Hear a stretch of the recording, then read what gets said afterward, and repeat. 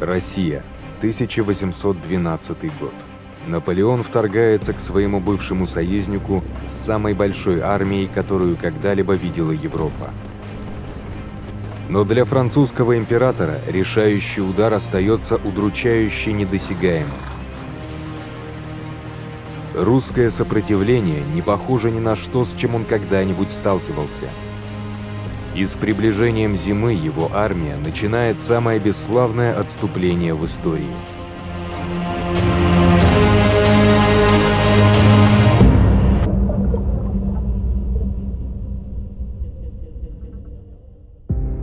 В 1807 году, после поражения русской армии при Фридланде, Наполеон отправляется в Тильзит, чтобы встретиться с русским императором Александром.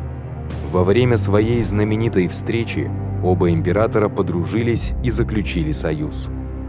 Но это было ненадолго. В течение следующих 5 лет отношения между Францией и Россией резко охладились. Русские были раздражены созданным Наполеоном Варшавским герцогством в Польше и рассматривали это как вмешательство в их сферу влияния. Они опасались, что это приведет к возвращению полноценного польского государства, традиционного врага России. Затем Наполеон предложил брак сестре Александра, великой княгине Анне Павловне, чтобы укрепить их союз. Но Романовы не поддержали эту идею, и после года их старательных увиливаний Наполеон женился на Марии Луизе, дочери австрийского императора. Позднее, в том же году, Наполеон нарушил обещание, данное в Тильзите, и аннексировал герцогство Ольденбургское, которым правил тесть сестры Александра. Хуже всего были последствия континентальной системы, не очень эффективной экономической блокады Наполеона против Британии, призванной ослабить его самого стойкого врага. Александр согласился присоединиться к континентальной блокаде в Тильзите, но она была чрезвычайно непопулярна в России и губительна для ее финансов в период экономического кризиса. Когда Наполеон узнал, что Россия нарушает условия блокады и возобновила незаконную торговлю с Англией, он пришел в ярость. Императоры обвинили друг друга в недобросовестности, обе страны начали готовиться к войне.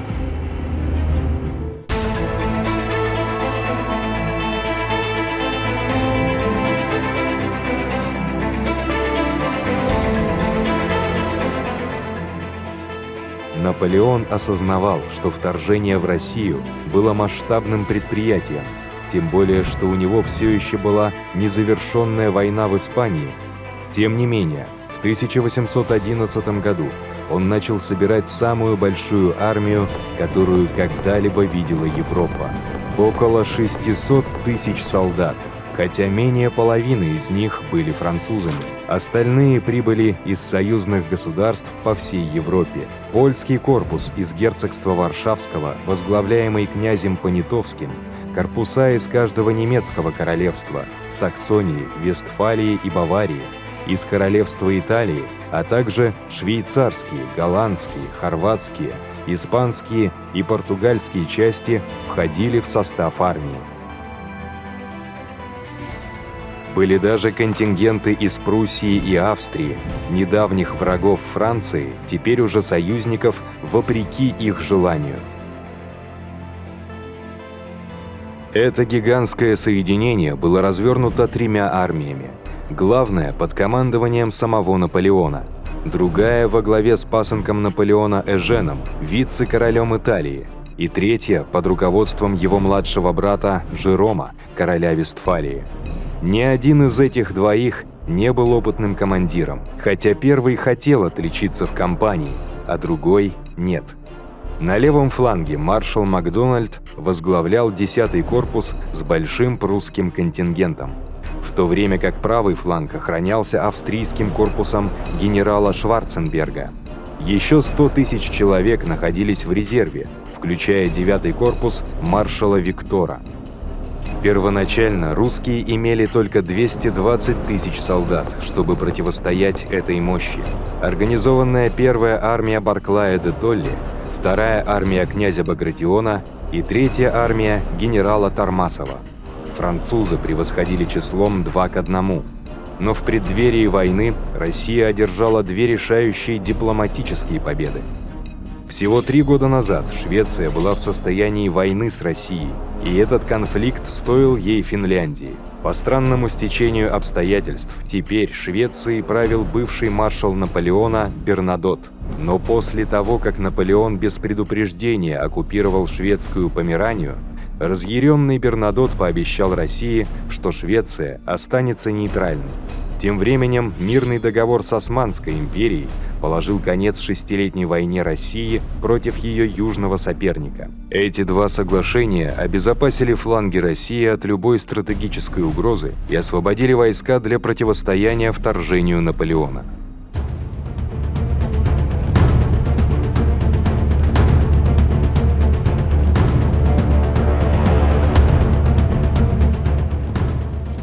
24 июня 1812 года французские войска начали переправу через реку Неман на территорию России. Армия была так велика, что переправа заняла 5 дней.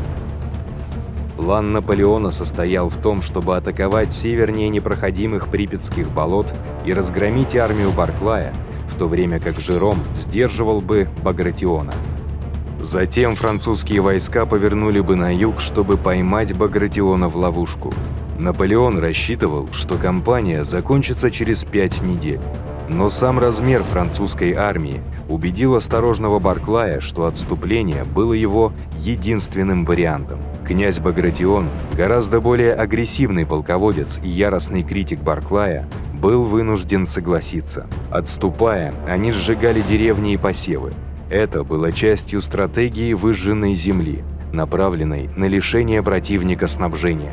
Через 4 дня Наполеон добрался в Вильно, но Барклай уже отступил. На юге Жером не смог задержать Багратиона, поэтому, когда первый корпус Даву повернул на юго-восток, чтобы поймать его в ловушку, он уже отступил в безопасное место. Младший брат Наполеона не обладал его военными способностями. Уязвленный критикой императора, униженный тем, что его войска были отданы под командование маршала Даву, он оставил свой пост и вернулся в Вестфалию. В ходе кампании уже начали выявляться серьезные недостатки в стратегии Наполеона. Зная, что его войскам будет трудно жить за счет запасов крестьян в этом бедном регионе, он организовал огромные склады снабжения и транспортные подразделения, чтобы прокормить армию. Но повозки медленно двигались по плохим дорогам России, превратившихся в реки грязи после летних дождей. Армия вынуждена была часто останавливаться, чтобы пополнить свои запасы. Плохие новости для Наполеона и его плана догнать русских, но столь необходимое облегчение для многих тысяч молодых новобранцев в его армии, не привыкших к тяжелым маршам изо дня в день. Многие вскоре выбыли из строя от изнурения, другие дезертировали. Были также огромные проблемы с управлением и контролем гигантской, многонациональной армии, которая была в 3 раза больше, чем когда-либо прежде командовал Наполеон. Великая армия, некогда славившаяся своей быстротой и маневренностью, превратилась в неуклюжего зверя. После небольшой передышки и перегруппировки сил в Вильно Наполеон возобновил наступление. Барклай продолжал отступать к Витебску, где, как он надеялся, вторая армия Багратиона сможет присоединиться к нему. Но Даву преградил путь Багратиону в Салтановке, заставив его вместо этого идти на Смоленск. Под Витебском Наполеон столкнулся с арьегардом Барклая, но русские снова бежали после того, как подожгли припасы, которые не могли взять с собой. Тем временем, в 480 километрах отсюда, на южном фланге Наполеона, русская Третья армия атаковала и разбила саксонский 7-й корпус, вынудив Наполеона послать австрийский корпус Шварценберга им на помощь. К концу июля Наполеон продвинулся вглубь России на 400 километров, гораздо дальше, чем планировал. Долгие переходы в экстремальную летнюю жару тяжело сказывались на его людях. Без участия в крупных сражениях армия уже понесла 20% потерь от истощения и болезней, в частности от тифа и дизентерии. Армия вторглась в Россию с 250 000 лошадей, но теперь они умирали по 1000 каждый день от усталости и недостатка корма. Гибли не только кавалерийские лошади, но и те самые лошади, которые должны были тащить армейские транспортные повозки, что делало и без того плохую ситуацию еще хуже. Эта нехватка лошадей наступила как раз тогда, когда французская легкая кавалерия, глаза и уши Наполеона, встретила своего соперника в лице русского казачества.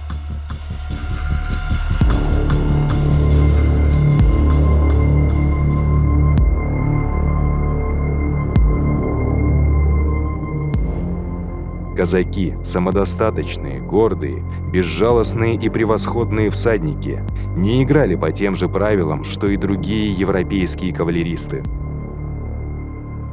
Каждый день они следовали за наполеоновской армией, бросаясь в атаку всякий раз, когда видели легкую цель, но исчезали в лесах, если на них нападал более сильный противник.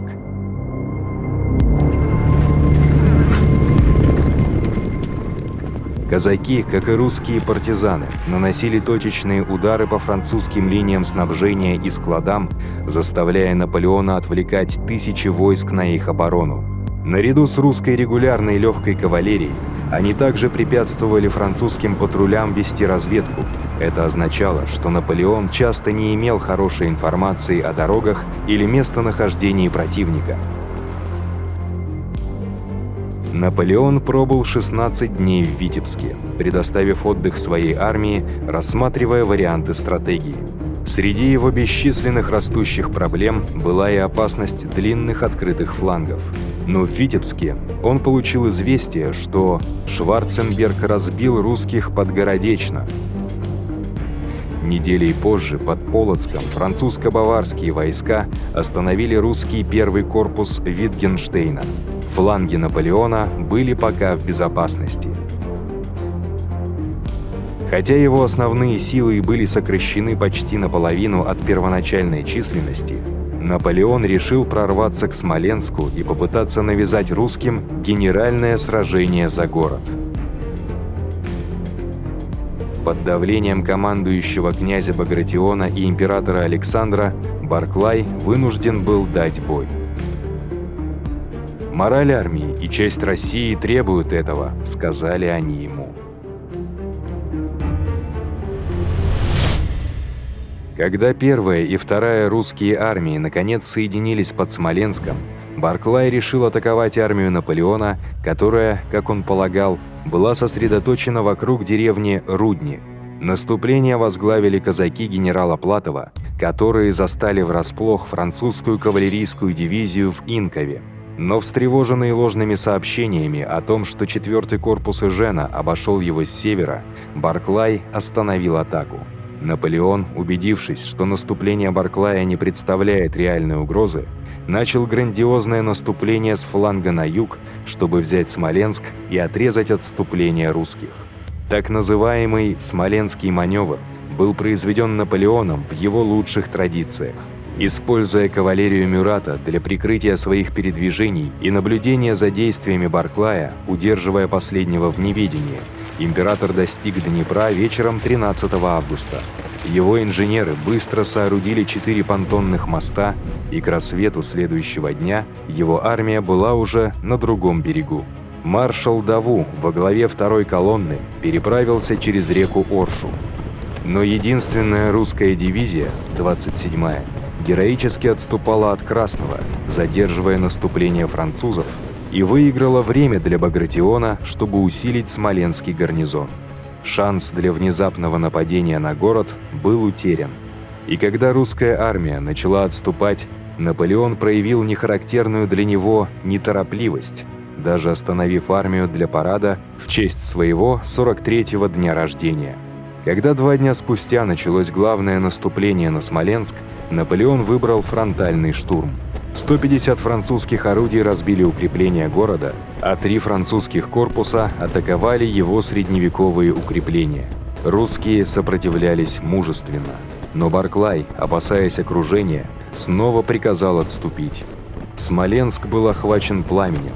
Русские начали отступление как раз в тот момент, когда французы с боем пробились в город к месту полного опустошения. Вторая армия Багратиона отошла первой. Когда армия Барклая последовала за ней, ее арьергард был захвачен 3-м корпусом Нея у Валутина. Генерал Жуно, командовавший Вестфальским 8-м корпусом, получил приказ отрезать отступление Барклая, но, перейдя реку, он ничего не смог предпринять, и возможность была упущена. Разъяренный Наполеон поклялся, что теперь Жуно никогда не получит его маршальский жезл. Битва под Смоленском стоила обеим сторонам около 10 тысяч жертв и разрушила один из исторически важных городов России, но ничего не разрешила.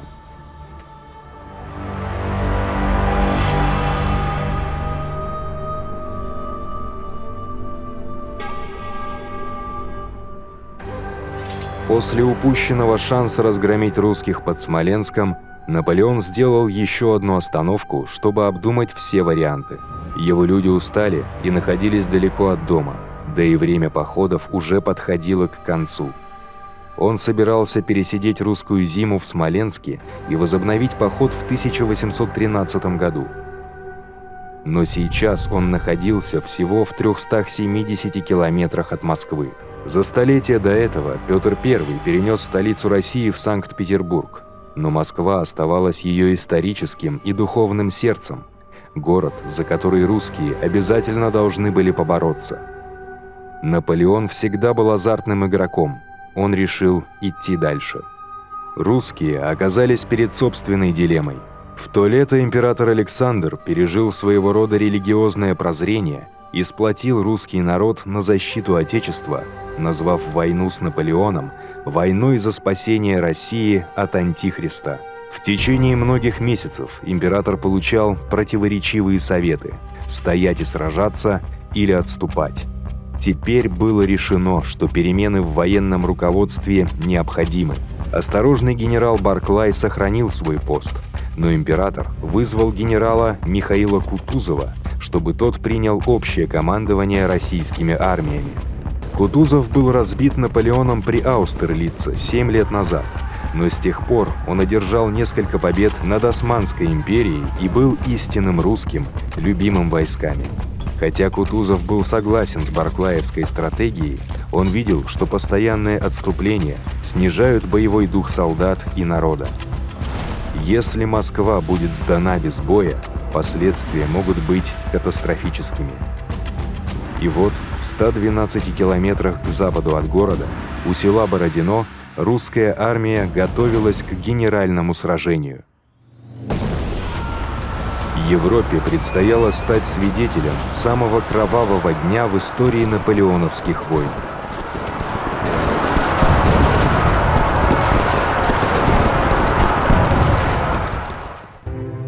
Спасибо за просмотр. У нас появилась группа ВКонтакте и Телеграм-канал. Ссылки будут в описании. Подписывайтесь, там мы будем выкладывать интересные материалы по истории, а также сообщать о выходе новых роликов. А если вам понравилось это видео, пожалуйста, подпишитесь на наш канал, поставьте лайк и обязательно поделитесь им со своими друзьями.